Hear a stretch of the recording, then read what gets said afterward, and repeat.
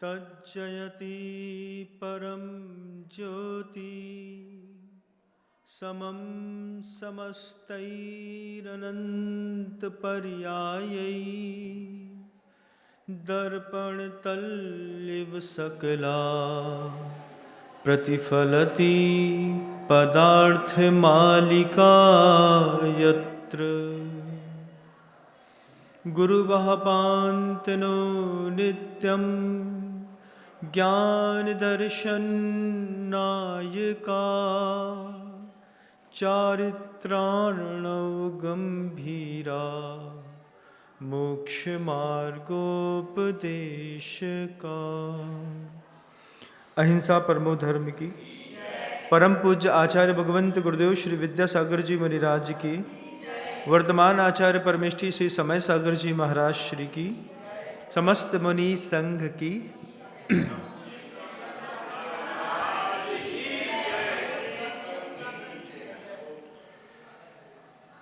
जीवन में प्रत्यक्ष गुरु के चमत्कार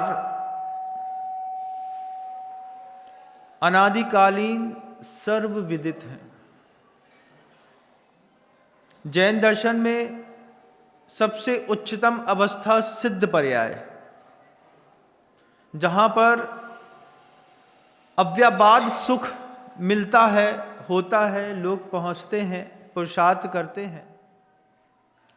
लेकिन जिनालयों में सिद्धों की प्रतिमाएं कम दिखाई देती हैं, अरिहंतों की ज़्यादा दिखाई देती हैं। अरिहंत क्या है? प्रत्यक्ष गुरु है।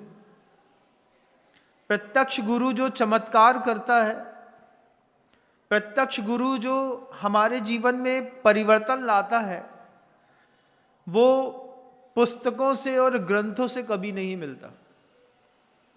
पुस्तकों में पढ़ लो, एक श्लोक 1 सेकंड में होकर के चला जाएगा, और वही श्लोक जब गुरु के मुख से निकलता है तो अंतर तक जाकर के अंदर से और बाहर से दोनों से परिष्करण का निमित्त बनता है। हमें ऐसा लगता हो कि नहीं, हम बहुत पढ़े लिखे हो गए, तो आपसे ज़्यादा पढ़े लिखे गौतम गणधर थे। 63 रिद्धियों के स्वामी होने के बावजूद भगवान महावीर स्वामी गौतम गणधर से छोड़े नहीं जा रहे थे। सुबह से लेकर शाम तक बस गौतम गणधर जो है वो भगवान महावीर की पावन पवित्र देशना को हाथ जोड़ करके सुनते रहते, और सुनते सुनते सुनते सुनते सिर्फ पीते रहते अपने आप में समाते रहते। प्रत्यक्ष गुरु की कीमत गौतम गणधर को पता है। प्रत्यक्ष गुरु की कीमत आराती आचार्यों को पता है कि जब पुष्पदंत और भूत बलि ऐसे 2 मुनिराज, वे भी अति प्रज्ञावान थे, उनके भी आने के निमित्त धनसेन आचार्य महाराज के स्वप्न में आ गए थे। लेकिन प्रत्यक्ष गुरु का सहारा लेकर के जो जीवन में घटित होता है, वो कभी भी ग्रंथों से और कभी भी जिनालयों से घटित नहीं होता। प्रत्यक्ष गुरुओं के लिए एक श्लोक लिखा है रत्नगंडक सावकाचार में। आचार्य कहते हैं वे गुरु होते कैसे हैं, क्योंकि जब कभी भी आप बहुत बड़े गुरु को देखते हैं तो दूर से देखने पर गुरु का तेजस्वीपना दिखाई देता है। कितने तेजस्वी हैं, कितना बड़ा परिकर है, कितने सारे लोग उनके पास आकर के बैठते हैं, कितना उनका फेम है, कितना बड़ा ऑरा है। जब भी आप किसी भी गुरु को दूर से पहली बार देखते हैं तो सिर्फ उनका तेजस्वीपना दिखाई देता है। लेकिन जब आप गुरु को पास से जाकर के देखते हैं, बिल्कुल करीब बैठ करके देखते हैं, कभी देखिएगा, जब गुरु को बिल्कुल करीब से बैठ करके देखते हैं तो 5-7 मिनट बाद इस बात का एहसास होता है कि हम में और इनमें देखने में कुछ खास अंतर नहीं है। जैसे घर में लोग रहते हैं ऐसे ये भी हैं। फिर पास में जाकर के तेजस्विता ना दिखाई दे करके गुरु के छोटे छोटे गुण दिखाई देने लगते हैं। जैसे बिल्कुल साफ आईने में अगर एक तेल का पोंछा लगा दो तो चेहरा बहुत अच्छा दिखाई देता है, लेकिन अगर आईने को कागज से बिल्कुल साफ कर दो, बहुत अच्छा साफ कर दो, बहुत अच्छा साफ करने के बाद प्रकाश में अपना ही चेहरा देखो तो सुंदरता दिखाई नहीं देती, उसके बाद चेहरे पर दाग दिखाई देते हैं। वे दाग कहाँ से दिखाई दिए?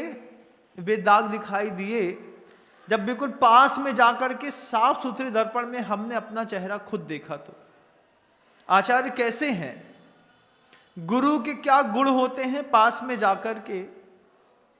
तो आचार्य कहते हैं वे, उनका सौंदर्य ऐसा गजब का है कि अनात्मार्थम बिना रागई शास्ता शास्ति सतोहितम ध्वनन शिल्पी करस्पर्शान मूर्जः किम अपेक्षते।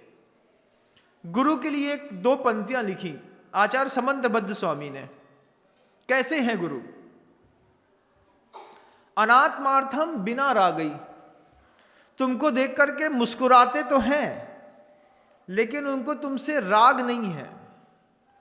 वात्सल्य बुद्धि तो है गुरु की, लेकिन राग बुद्धि के बिना वो तुमको एक मुस्कुराहट देते हैं। वो मुस्कुराहट से क्या होता है महाराज? गुरु की मुस्कुराहट का कमाल मैं आपको दिखाता हूं, आप देखिएगा। लेकिन पहले श्लोक को देखिए कि कहते हैं अनात्मार्थम बिना रागई शास्ता शास्ति सतोहितम।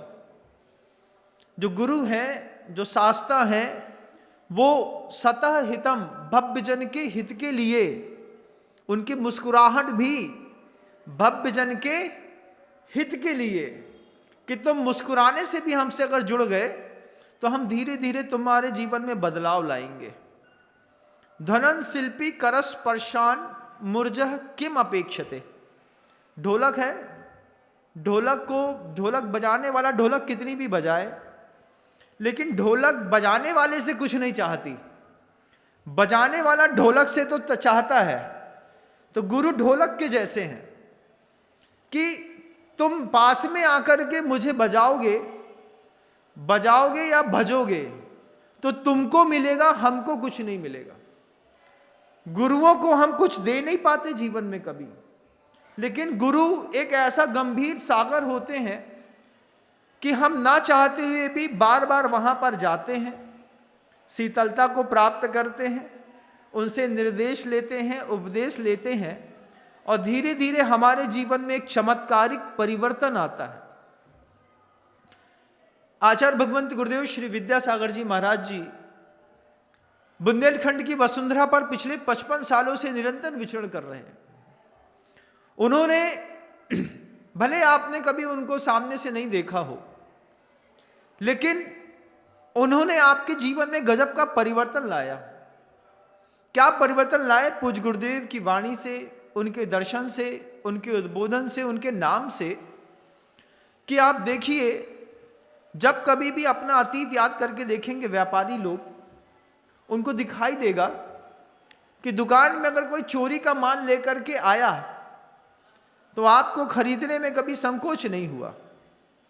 किसी ने कहा तांबा है, चोरी का है, आप भले जैन भी क्यों ना हो, आपको लगा कि 800 रुपये किलो की चीज़ 250 रुपये किलो मिल रही है, और आपने 250 रुपये किलो का तांबा खरीद करके घर के अंदर रख लिया। आपने दूसरे लोगों की देखा सीखी, अपने बांटों में, माप तौल में करेक्शन करना शुरू कर दिया। भले 10 ग्राम बढ़ेगा, लेकिन बढ़ेगा जरूर, तो 1 किलो में 100 ग्राम कम हो गया। मीटर कांटे, बांट ऐसे सेट कर दिए कि हमको चोरी करने की आदत ईमानदारी के साथ पड़ गई और हम उसको ईमानदारी समझने लगे, और इस अनैतिक तरीके से हमने घर में बेहिसाब संपत्ति बड़ी करी। लेकिन जब गुरु जीवन में आए, जब उन्होंने कहा चौर प्रयोग चौरार्था दान विलोप सदृश, ये श्लोक सुनाए कि चोरी के प्रयोग घर के अंदर नहीं करना, चोरी का माल नहीं खरीदना, चोरी का सामान नहीं बेचना। जब हमको ये चीज़ें सिखाई ये सीखें हमको हमारे माता पिता से नहीं मिली, इस बात की तो पक्की गारंटी है, क्योंकि मेरा जीवन का खुद का एक निजी अनुभव है। जब मैं दुकान में छोटा सा था, बैठा था, पिताजी ने कहा कि सामने वाली दुकान से 5 किलो दाल ले आओ, किसी व्यापारी को, किसी ग्राहक को देनी होगी। 20 रुपए किलो मिली, 20 रुपए किलो हमने सबके सामने बता दी। तो पिता ने बाद में डांट दिया, जब 20 का माल लाओ तो 22 का बताया करो। क्यों? 2 रुपए अपने भी तो बचने चाहिए। हमने सोचा कोई पुरुषार्थ नहीं, कुछ नहीं, कोई बात नहीं, खेलते कूदते सामने की दुकान में गए, 5 किलो दाल लाई, यहाँ पे रख दिया। जब 5 किलो में अगर हर किलो में 2 रुपए बढ़ाएंगे तो 10 रुपए बढ़ गया। लेकिन पिता ने डांटा बहुत तेज, 20 का माल 20 में नहीं बताते, 22 में बताते हैं। आपने भी अपने बच्चे को सिखाया होगा ये बात, जितने को लाओ उतने को नहीं बेचो जाए। फिर धीरे धीरे आपने छूट देने पर बच्चा पहले 2%, 5%, 10% बढ़ाता था, धीरे से 100% बढ़ाने लगा।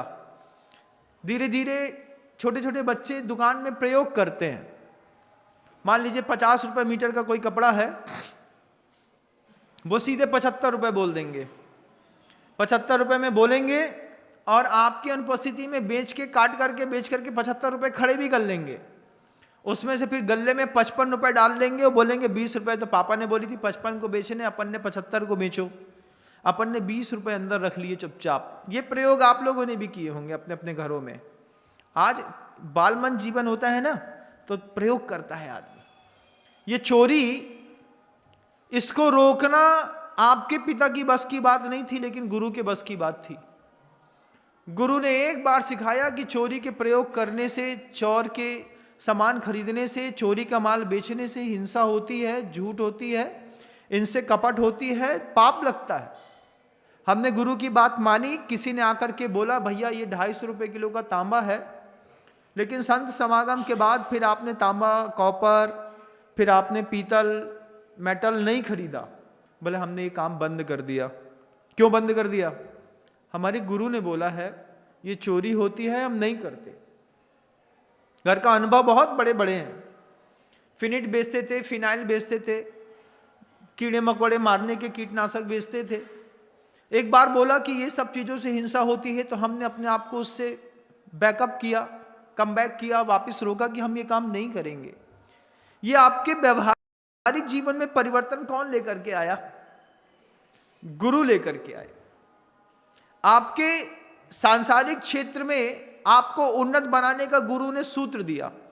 आज भी मुझे याद है जब किसी व्यक्ति ने बहुत बड़ी दान की राशि बोली, और दान की राशि बोलने के बाद लोग गुरुदेव से कह रहे थे कि ये पैसा नहीं देगा, ये पैसा नहीं देते हैं।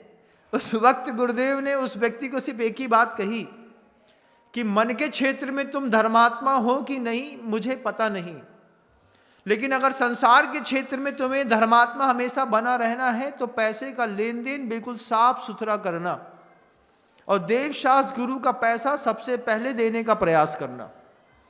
क्योंकि संसार के क्षेत्र में आपके प्रसिद्ध होने की और धर्मात्मा होने की एकमात्र पहचान है कि आप पैसे का लेन देन कैसे करते हैं। किसी से सामान लेने के समय जब आप व्यापारी के यहाँ जाते हैं तो भैया भैया कह के, और जब वही व्यापारी आपकी दुकान में सामान का पैसा लेने आता है तब अभी भैया नहीं है। बेचने के लिए तो हमें स्वतंत्रता है, लेकिन धन देने की स्वतंत्रता नहीं है। हम कितनी आड़ लेकर के जब सामने वाले का धन बड़ा दुखी मन से उसको परेशान करके देते हैं, तो आचार्यों ने कहा यह भी हिंसा है। लेकिन आप ऐसा करते होंगे। गुरुदेव ने ऐसा कई बार रोका। कई बार गुरुदेव ने कहा कि देवशास्त्र गुरु का पैसा 1 रुपए भी अगर तुम्हारे जेब पे पड़ा है, जिस दिन आपने पैसा बोला कि हमने इतने दान दिए और आपने कमिटमेंट कर लिया कि हम 4 साल में देंगे, तो 4 साल तक तो आप उस पैसे के अपराध भाव से मुक्त हैं। लेकिन 4 साल के बाद भी अगर आपने उस पैसे का उपयोग करना शुरू किया तो संसार में रहने वाले वे गृहस्थ भी निर्माल्य भोजी माने जाते हैं। मैंने बोला था महाराज से, महाराज मैं 4 साल में पैसा दे दूंगा। फिर एक वो आदमी बोलता है, हमने तो बोले नहीं तो कि हम पैसा दे दें, हमने तो सब इतनी बोली थी कि हमारी 1.5 करोड़ की बोली है। तो 1.5 करोड़ की बोली बोल दी, और अगर आपने अपने टाइम पीरियड में अपने आप को नहीं बांधा है तो आपको या तो बोली का पैसा उसी दिन देना चाहिए था, नगद देना चाहिए था, या फिर गुरुदेव के पास जाकर के बोलना चाहिए था। इन मर्यादाओं को गुरुदेव ने दिमाग में ऐसा खड़ा किया कि आज हम नगद दान देने की भाषा सीख गए। हम घर से चलते हैं क्षेत्रों में 25-50 हजार रुपए, 2-5 लाख रुपए, करोड़ रुपए लोग लेके चलते हैं। महाराज घर से जब चला था तो ये सोच के चला था कि आपने उद्बोधन में कहा कि नगद पैसा लेकर के गुरु के दर्शन के लिए निकलो, भले जेब में 25 हजार रुपए लेके निकलो। गुरु को अपेक्षा होगी कि तीर्थ क्षेत्र का निर्माण में तुम 5 लाख दोगे, तुमको लगता है कि मेरे घर में सारी अनुकूलताओं के बाद से 25 हजार रुपए अतिरिक्त बच रहे हैं, गड्डियां जेब में डाल के निकलता आदमी आज की डेट में मैं रोज देखता हूं अपने कमरों में, आदमी आते हैं मोटी मोटी रकम छोड़ जाते हैं। हमने कहा नगद लेके आए, बोले गुरुदेव ने सिखाया है कि धार्मिक आयतनों में दान उधार नहीं देना। तो लोगों ने नगद देना सीखा। ये कला कहां से आई? क्या किसी ग्रंथ को पढ़ने से आई? नहीं, संतों के साथ में रहने से आई। उन्होंने हमको चोरी करने से रोका, उन्होंने हमको दान देने की कला सिखाई, उन्होंने हमको सत्वेषु मैत्री का पाठ पढ़ाया। पिछी हाथ में आने के बाद गुरुदेव ने खुद अपने हाथ से बताया कि पिछी कैसे लगाई जाती है, और हाथ की पिछी तो बाद में लगाई जाती है, पहले आंख की पिछी लगाई जाती है। तब पहली बार जब गुरुदेव ने बोला कि आंख में भी पिछी होती है, तब तो सोच करके बिल्कुल दिमाग ही घूम गया। बोले पहले आंख से देखो, प्रेक्षण करो, उसके बाद जो आंख से नहीं दिख रहा है उसमें भी कोई दोष ना लग जाए, इसलिए पिछी लगाओ। अपरहत संयम और उपेक्षा संयम 2 प्रकार के संयमों में पूज्य गुरुदेव हमेशा उपेक्षा संयम का पालन करते रहे। अगर चींटी की लाइन उनके तख्त के ऊपर एक चींटी भी दिख रही है तो गुरुदेव ने कभी चींटी को अपनी पीछी से नीचे नहीं किया, घूम करके दूसरी तरफ बैठ गए, या फिर वो पाटा ही छोड़ दिया। कुंडलपुर में तो कई बार देखा, जब जमीन पर छोटे मोटे कीड़े पड़े रहते थे, गुरुदेव को बैठ करके बड़े बाबा को नमोस्तु करना पड़ता था, तो आचार्य श्री जी वहां पर उस कीड़े को पीछे से अलग नहीं करते, वहां से हट करके 2 कदम आगे जाते, फिर बैठ करके साफ जगह में पीछे लगा करके नमोस्तु करके भगवान को और आ जाते। हमने कहा यही कर लेते। बोले वो जा रहा था अपनी यात्रा में, मैं उसकी यात्रा में बाधक क्यों बनूं? ये जो ऊंची सोच, ऊंचे लोगों की ऊंची पसंद, क्या ऊंची पसंद? अनात्मार्थम बिना रागई शास्ता शास्ति सतो हितम। उनको हमसे कोई राग नहीं, बासल बुद्धि जैसे गाय बछड़े को चाटती है, ऐसे ही बड़े बड़े तीर्थंकर, बड़े बड़े आचार्य जब देशना देते हैं, उन देशना के पीछे आपके प्रति कोई मोह बुद्धि नहीं होती, क्योंकि आचार्यों का जीवन दर्पण तल इव सकला प्रतिफलति पदार्थ मालिका यत्र। जैसे आईने में आग दिखाई देती है, लेकिन आईने में आग का ताप दिखाई नहीं देता। आईने में आग की रोशनी दिखाई दे जाएगी, लेकिन आईने की आग आपको जलाएगी नहीं। बस ऐसा ही गुरु का प्रेम होता है कि आपको देख करके वो मुस्कुराते तो हैं, लेकिन उस मुस्कुराहट का मतलब ये नहीं है कि उनको आपसे प्रेम है। उनकी मुस्कुराहट आईने का राग है कि आईने के अंदर जैसे सामने आग दिखाई दी तो आग का प्रतिबिंब यहां झलकता है। आप मुस्कुराए तो आपको देख के हम मुस्कुराए, आपको लगा कि महाराज हमें पसंद करते हैं। पसंद नहीं करते भैया, तुमने हमें देख के मुस्कुराओ तो हम तो आईना थे, हमने भी तुमको देख के मुस्कुरा दो तो तुम्हें लगो नहीं महाराज हमें बहुत ही चाहत, कछु नहीं चाहे भैया, जब भ्रम में न रही हो। क्या है महाराज? महाराज तो अपना आईना जैसा है, उनके सामने आप जैसा भाव लेकर के जाते हैं महाराज वैसे दिखाई देते। गुरुदेव ने हमेशा कहा, हम लोगों से भी कहते रहे गुरुदेव कि पेट्रोल पंप में जाते हो ना, तो पेट्रोल पंप में हवा और पानी 2 चीजें फ्री मिलती हैं। ऐसे कोई साधु के पास आए तो मुस्कुराहट और आशीर्वाद फ्री में देना सीखो। तब जा करके पेट्रोल पंप अच्छे चलेंगे। हमने कहा आचार्य जी हमको तो आपके पेट्रोल पंप से पेट्रोल भराना है। बोले कभी तो कोई तुम्हारे पेट्रोल पंप से भी पेट्रोल भराने आएगा, उसको 2 चीजें फ्री दियो, एक आशीर्वाद, एक मुस्कुराहट। गुरुदेव के सूत्र आज जीवन में आसमान करने में बहुत बड़ा निमित्त बनते। हमको सांसारिक क्षेत्रों में पाप से बचाया, उसके बाद शारीरिक क्षेत्रों में भी पाप से गुरुदेव ने ही तो बचाया। जब हम गलत चीज़ों को देखते हैं, जब हम झूठ बोलते हैं, जब हम हिंसा करते हैं, आपको लगता है कि बिना गुरु के आप हिंसा से अपने आप को रोक पाएंगे? जब मन के अंदर बहुत ज़्यादा उद्वेग होता है, उस उद्वेग को शांत करने के लिए कहाँ जाते हो? घर के अंदर तो चिल्लाते हो, लेकिन जब भी शांति नहीं मिलती तो भैया गाड़ी उठाओ, हम कहाँ गए 3 दिन के लाने महाराज जी के पास। और साधु की यस्सप प्रशांत मुद्रा मौन कालेपि ब्रवीति मोक्ष पथम, और जिनकी प्रशांत मुद्रा को देख करके, शरीर को देख करके ही मात्र अपना क्रोध शांत हो जाता हो, अरे अपने पास तो इतना कुछ है, इनके पास तो कुछ भी नहीं है, ऐसा सोच करके जब आपकी कसाय की मंदता में उनका औदारिक शरीर भी निमित्त बनता है, ये सौंदर्य भी तो देखने लायक होता है। ये सौंदर्य भी साक्षात गुरु के, प्रत्यक्ष गुरु के चमत्कार हैं हमारे जीवन में। उन्होंने बिना कहे हमारा क्रोध कम किया, बिना कहे हमारा लोभ कम किया, हमको दान देना सिखाया, हमको सहना सिखाया, हमको ढंग से रहना सिखाया। सिर्फ मुनि जीवन के उपदेश देते हैं आचार्य, आचार्य का काम है सिर्फ साधुओं को संभालना, ऐसा नहीं। गृहस्थ जीवन में भी जीने का ढंग सिखाते हैं। तब तो उन्होंने श्रावकाचार लिखा, तब तो श्रावकाचार के ऊपर व्याख्याएं की, और आपकी एक एक हरकतों पर गुरुदेव ने पैनी दृष्टि डाल करके दिखा कि फलाना व्यक्ति इस मामले में गलत करता है, मुस्कुरा के समझाए और चले गए। देखो ऐसा नहीं करते, इससे हिंसा हो जाती है। और हमने उनकी तेजस्विता देख करके और उनके करीब के गुण देख करके उनकी बात एक बार में मानी और जीवन में हमेशा सफल होते चले गए। कोटा से कुछ लोग आए, उन्होंने कहा कि यही बीना बारा है महाराज, जब पहली बार गुरुदेव का दर्शन किया था उसके बाद से जीवन में कभी दुख को देखा तक नहीं हमने। सिर्फ पुण्य और प्रसिद्धि लगातार 2005 से आज तक मिलती चली जा रही।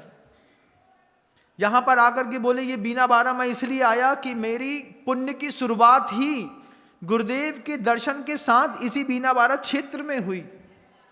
ऐसे भी लोग हैं। मैंने कल भी कही थी वो बात, आज फिर कहता हूं कि सुख ढूंढने के लिए दुनिया में कहीं मत जाओ। एक बीना बारा क्षेत्र है, अपनी आंख से एक बार आकर के बीना बारा क्षेत्र में देखो, एक एक पाषाण में आपको भगवान दिखाई देगा। ऐसा अद्भुत जिनालय गुरुदेव के आशीर्वाद और अनुकंपा से उनकी कर्म भूमि पर यहाँ पर बना है। यह बीना बारा अस्य क्षेत्र, शब्दों में मत जाइएगा आप, शब्दों में और यूट्यूब पे स्क्रीन पर दिखते हुए मंदिर से मंदिर के सुख की अनुभूति नहीं कर सकते जब तक आप मंदिर में बीच में बैठ करके भगवान के सामने 9 बार नमोकार मंत्र ना पढ़ें। आपको एहसास नहीं होगा कि सुख क्या चीज है। जैसे ये बीना बारा में, ऐसे ही कुंडलपुर में प्रत्यक्ष गुरु चमत्कार करता है हमारे जीवन में। उसकी आवश्यकता खत्म नहीं होती कभी। गुरु आते हैं और गुरु अपना काम करके चले भी जाते हैं। जैसे गुरुदेव चले गए, 77-78 साल का एक संयमित जीवन जीने के बाद जब पूज्य गुरुवर को लगा कि अब देह का विसर्जन आवश्यक है, तो बुद्धिपूर्वक अपनी देह को विसर्जित करके जैसे ही जो आचार परंपरा थी, जिस तरीके की विधियां थी, उन विधियों को गोपनीय रखते हुए, बताते हुए नहीं। कई लोग तो होते हैं संलेखना लेते हैं तो बता देते हैं कि भैया हमने 12 साल की ले ली है, लेकिन गुरुदेव ने अपना पूरा जीवन साधना में जी करके उनको लगा कि देह के विसर्जन का समय है, मुझे देह विसर्जित करनी है, तो हर्षपूर्वक अपनी देह को विसर्जित किया, क्योंकि हमको उनसे राग था। लेकिन जब वो गुरु के पद पर बैठे ही थे तो इस शर्त पर बैठे थे, अनात्मार्थम बिना रागई। आचार्य ज्ञान सागर जी महाराज जी ने गुरुदेव को जब सिंहासन में बैठाया तभी उनसे कह दिया था, ये सिंहासन मोह किए बिना जब तक सिंहासन में बैठेंगे तब तक सिंहासन की कीमत बनी रहेगी, क्योंकि संसार मोहनी कर्म से प्रभावित है। अगर गुरु भी मोहनी कर्म से प्रभावित हो गया तो गुरु और संसार दोनों एक जैसे हो जाएंगे। वो बिना राग किए हुए 55 सालों तक लगातार सिंहासन को संभालते रहे और विसर्जन करने का वक्त आया तो चुपचाप देह विसर्जित करके चले गए। उनके चले जाने से संसार की व्यवस्थाएं निरंतर चलती रहेंगी ऐसा नहीं है। हमको पुनः एक प्रत्यक्ष गुरु की आवश्यकता फिर पड़ी। हमें फिर एक प्रत्यक्ष गुरु चाहिए जो हमारे गृहस्थ जीवन के अपकर्म को नियंत्रित कर सके, हमें अध्यात्म का उपदेश दे सके, हमको धर्म का मार्ग बता सके, हमको प्रायश्चित दे सके। इन सब के लिए फिर एक प्रत्यक्ष गुरु चाहिए। एक नवीन आचार्य महाराज फिर साधना के उस चरम पर चाहिए। वे साधक भी कैसे हैं कि आचार्यों ने स्वयं पसंद किया, आचार्यों ने उनमें गुण भरे, तेजस्विता भरी। अनात्मार्थम बिना रागई शास्ता शास्ति सतो हितम, हमारे हित के लिए वो उपदेश देते।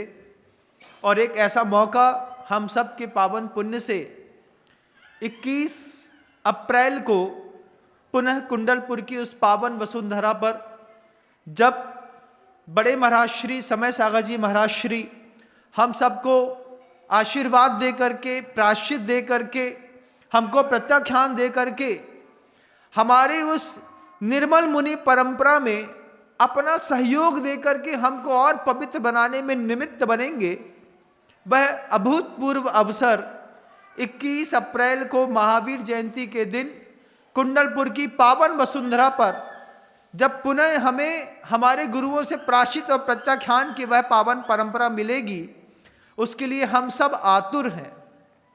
आप भी आतुर होइए, क्योंकि गृहस्थों का भी तो धर्म होता है।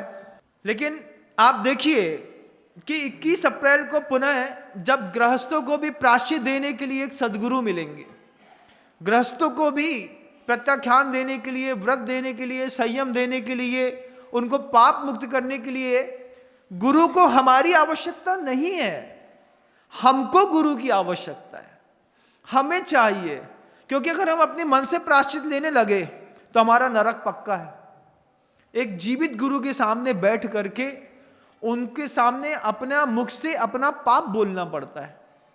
फिर वो जीवित गुरु जिनके अंदर एक ऐसा अपरिश्रावी गुण है कि वे आपकी बात सुनते तो हैं लेकिन दुनिया में किसी से बोलते नहीं, किसी को नहीं बताते कि इसने कौन सा पाप किया है, और प्रायश्चित भी देते हैं, साफ भी कर देते हैं, और उपकार में बदले में कुछ लेते भी ना हो।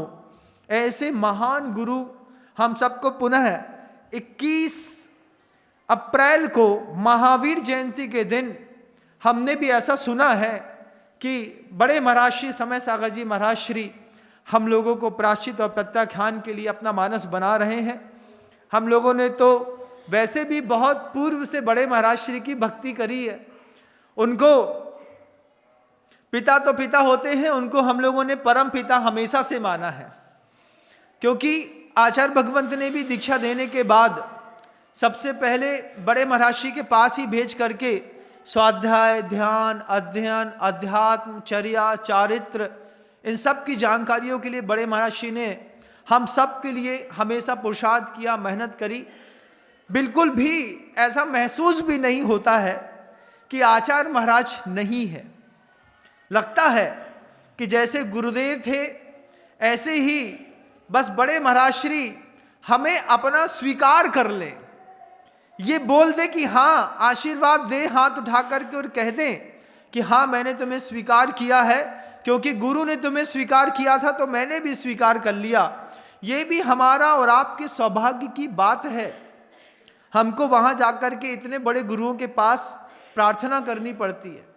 गृहस्थ होते हैं, उनके पास द्रव्य होता है, संसारी होते हैं, परिग्रह को रखते हैं, उनके कर्तव्य होते हैं कि ऐसे महान गुरुओं के पास अपने घर से अच्छे अच्छे अर्घ बना करके उनके चरणों में समर्पित करें, उनके लिए अपना मनोभाव, अपनी शब्दावलियां समर्पित करें, उनको अपने शब्दों से कहें कि भगवान मैं आपका हूँ, मेरे ऊपर अनुग्रह करके मुझे कृतार्थ करिए।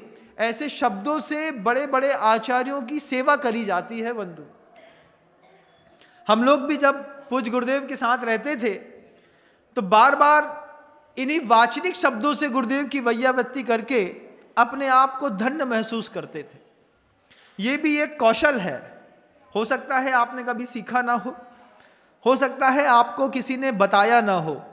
तो हम क्या करते हैं, जाते हैं दूर से ही उदक चंदन तंदुल पुष्पकई करते हैं और चढ़ा करके नमोस्तु करते हैं और चले आते हैं। जबकि हमारा कर्तव्य है कि गुरु के पास तक जाकर के गुरुदेव से हाथ जोड़ करके बोलना कि भगवान मैं आपका हूँ, आपके लायक मैं कोई सेवा कर पाऊँ और आप मुझे सेवा दें तो मैं अपने आप को कृतकृत्य समझूंगा। मेरे योग्य कोई निर्देश देकर के मुझे कृतार्थ करिए। ऐसे शब्द गुरुओं से बोलने पड़ते हैं बंधु। फिर वो गुरु जिनका हाथ बड़े बड़े गुरुओं ने पाला है, संभाला है और ऊपर से देख रहे हैं। आज सोचो, जिस स्थान पर खड़े होकर के आचार्य कुंदकुंद भगवान देख रहे होंगे, बगल में समंतबद्ध स्वामी खड़े होंगे, उनके बगल में भद्रबाहु स्वामी खड़े होंगे, उनके बगल में शांति सागर जी महाराज खड़े होंगे, इस तरफ देव बंद गुरुदेव श्री विद्यासागर जी महाराज खड़े होंगे। ऐसे बहुत बड़े बड़े आचार्यों का एक घेरा होगा आसमान में। वो ऊपर से वो दृश्य देख रहे होंगे और नीचे से इस बात की अनुमोदना कर रहे होंगे कि देखो शासन के अधिपति के रूप में इस बार समय सागर जी महाराज श्री को जो कर्तव्य की दीक्षा दी है, जो उनको कर्तव्य करने के लिए कहा है, इतने बड़े बड़े गुरु जब आसमान में बैठ कर के अनुमोदना कर रहे हैं, हमारा भी कर्तव्य है हम सब उस दिन के महत्वपूर्ण आयोजन में अपना मानस बना करके पहले से अपनी नियति निश्चित कर लें। जितना भी प्रोग्राम होते हैं, जो भी इस तरीके के आयोजन होते हैं, इन आयोजनों में आपकी उपस्थिति भी बहुत जरूरी है। और मैं पूरे विश्व के उन समस्त व्रती श्रावकों से भी कहना चाहता हूं कि जिन व्रती श्रावकों ने पूज्य गुरुदेव श्री विद्यासागर जी मुनिराज से 2 प्रतिमा के भी व्रत लिए हैं, उन सबका 21 अप्रैल महावीर जयंती के दिन आत्मीय निमंत्रण है कि वे सब आकर के नवीन आचार्य महाराज के चरणों में अपना अर्घ समर्पित करें, अपनी भक्ति समर्पित करें, अपना भाव समर्पित करें और उनसे प्रायश्चित प्रत्याख्यान इत्यादि लेकर के अपने आप को कृतकृत्य समझें। क्योंकि अपने आप से अगर आपने प्रायश्चित लिया, अपने आप से प्रत्याख्यान लिया, तो आपका मोक्ष मार्ग उसी वक्त बंद हो जाएगा। और हम मोक्ष मार्ग बंद करने के लिए आए नहीं। गुरुदेव ने कहा है, मैं जहां जा रहा हूं वहां पीछे पीछे पीछे पीछे चले आओ। तो पीछे पीछे ऐसे नहीं चले आओ, पीछे पीछे भी जो पीछे आ रहे हैं, जो मेरे पीछे आ रहे हैं, उनके पीछे चले आओ। तो उनके पीछे जो लगे हुए हैं, उनके पीछे लगना हमारा और आपका दोनों का दायित्व तो बनता है बंधु। मेरी बात आपको समझ में तो आ रही है ना? आ रही है। अपने अपने परिवारों में पूरे परिवार की रिजर्वेशन टिकटें अभी से करा लीजिएगा कि 21 अप्रैल महावीर जयंती इस बार दिगंबर जैन समाज के हर व्यक्ति को एक साथ मिलकर के कुंडलपुर में ही मनानी है। कुंडलपुर में पहुंचना है, अपने छोटे छोटे बच्चों को भी उस महोत्सव के आनंद से आप्लावित करना है। छोटा से बच्चे को भी आंख से इस बात को दिखाना है कि देखो कैसे नए आचार्य महाराज बैठ करके साधुओं को प्रायश्चित देते हैं, प्रत्याख्यान देते हैं। आपके पुण्य से हो सकता है आपको भव्यतम विशालतम नवीनतम दिगंबर मुनिराजों की दीक्षाएं देखने का भी एक अभूतपूर्व सौभाग्य मिलेगा। और ये बात बिल्कुल ध्यान रखिएगा कि जैसे गुरुदेव की प्रवृत्ति थी कि गुरुदेव बिना बताए सब काम करते थे, वो छाया इन गुरुदेव में भी है कि ये बताएंगे नहीं, ये बोलेंगे भी नहीं, ये सिर्फ करके दिखाएंगे जब, तो फिर आपको लगेगा अरे पता नहीं चला इतना बड़ा महोत्सव हो गया।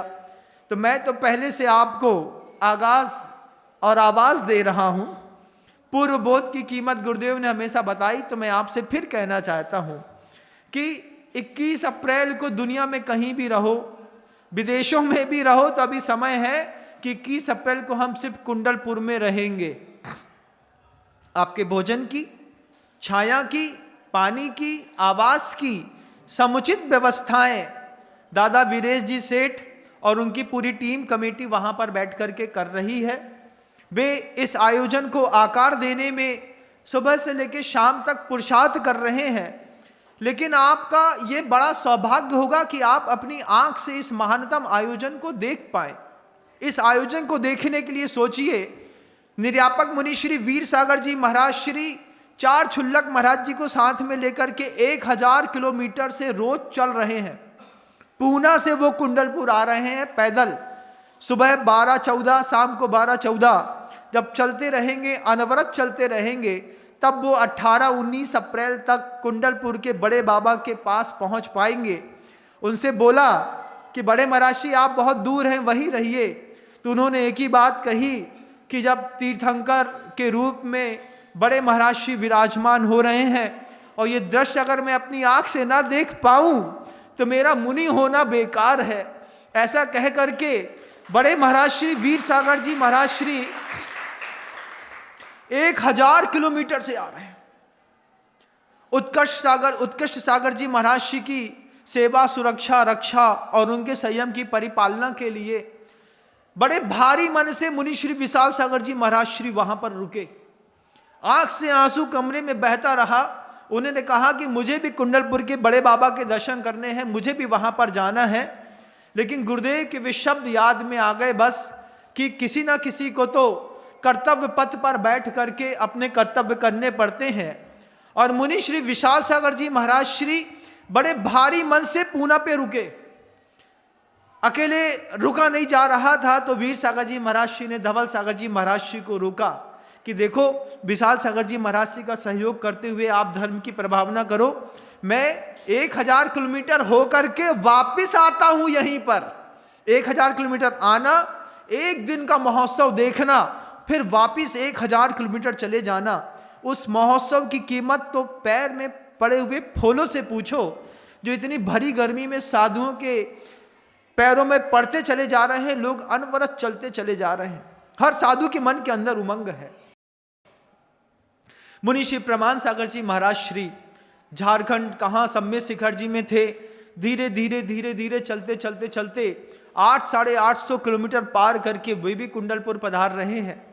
निरापक्षमण मुनि श्री सुधा सागर जी महाराज श्री वो भी कानपुर से कुंडलपुर की ओर आ रहे हैं। उनसे भी पूछा कि आप वहां पर से यहाँ, बोले इतना बड़ा महोत्सव है, मैं अपनी आंख से नहीं देखूंगा क्या? मैं भी तो मुनि हूं, मुझे भी तो जरूरत पड़ती है प्रायश्चित और प्रत्याख्यान की, मुझे भी वहां पर आना है।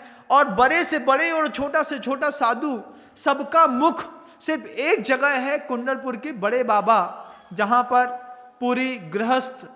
पूरी दुनिया के गृहस्थ और श्रमण मिलकर के नवीन आचार्य महाराज के उस महानतम पदारोहण आचार्य दिवस को हम सब अपनी आंखों से देखेंगे, अनुमोदना करेंगे, उनकी पूजा करने का सौभाग्य प्राप्त करेंगे, उनकी परिक्रमा लगाने का सौभाग्य प्राप्त करेंगे।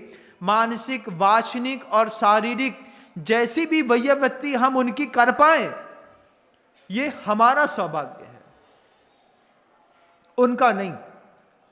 उनका कोई सौभाग्य नहीं है, उनके हाथ में तो जवाबदारी है। उनके हाथ में जवाबदारी कैसी है कि जैसे महाभारत का युद्ध हो रहा था और कृष्ण बीच में जाकर के खड़े हो गए। कृष्ण बीच में जाकर के खड़े होकर के बोलते हैं, देखो भाई, एक तरफ या मैं रहूंगा, एक तरफ मेरी अक्षौणी सेनाएं रहेंगी, दो में से जिसको जो चाहिए। अब समझदार व्यक्ति क्या करता? समझदार व्यक्ति तो अर्जुन निकला, जिसने कहा कि अगर सारथी अच्छा मिल गया तो रथी तो कुछ भी कर करके दिखा देगा। क्योंकि सारथी जब रथी का सारथ्य करता है तो मात्र वो सारथी नहीं रहता, सारथी होने के बावजूद वे उसको संबल भी देते हैं, अनुमोदना करते हैं, प्रशंसा करते हैं। फिर जाकर के रथी अपने तर्कश के बाणों का कमाल दिखाता है। शल्य बन गया सारथी, किसका? कर्ण का। बार बार चिढ़ाता रहा, तू सूत पुत्र है, तूने ऐसे पाप किए हैं, तू धनुष बाण उठाने के लायक नहीं है, कहां से मैं तेरा सारथी बन गया। बार बार कर्ण को डीमोटिवेट करते रहे शल्य, बार बार शल्य डीमोटिवेट करते रहे। कर्ण अपना हौसला हार गए। और अर्जुन जो बीच युद्ध में जब देखा कि हमारे ही पिता सामने खड़े हैं, हमारे ही भीष्म पितामह हैं, हमारे ही मित्रजन है, वो जब पूरा का पूरा युद्ध में अपना उत्साह हार गए, उस वक्त सारथी ने उनको ऊपर उठाया। ऊपर उठा करके जब कृष्ण ने गीता का उपदेश दिया, जब कृष्ण ने धर्म का उपदेश दिया और कहा कि अर्जुन देखो, कर्तव्य से च्युत मत होना। एक अच्छे सारथी का काम सिर्फ घोड़े की बलगा खींचना नहीं होता, पीछे खड़े हुए रथी को भी संभालना होता है। और उस महाभारत के युद्ध में दुर्योधन ने तो अक्षौणी सेना ले ली, लेकिन समझदार व्यक्ति एक सारथी की तलाश हमेशा करते हैं। हमको भी एक सारथी की तलाश है। मेरी आंखें तो, मैं तो कब से सोच रहा था कि जब गुरुदेव इस धरती से देवलोक गमन हुआ, उसी हफ्ते में ही बड़े महाराज श्री को वहीं पर पदारूढ़ करके वहीं से उनकी अनुशंसा प्रशंसा करनी चाहिए थी।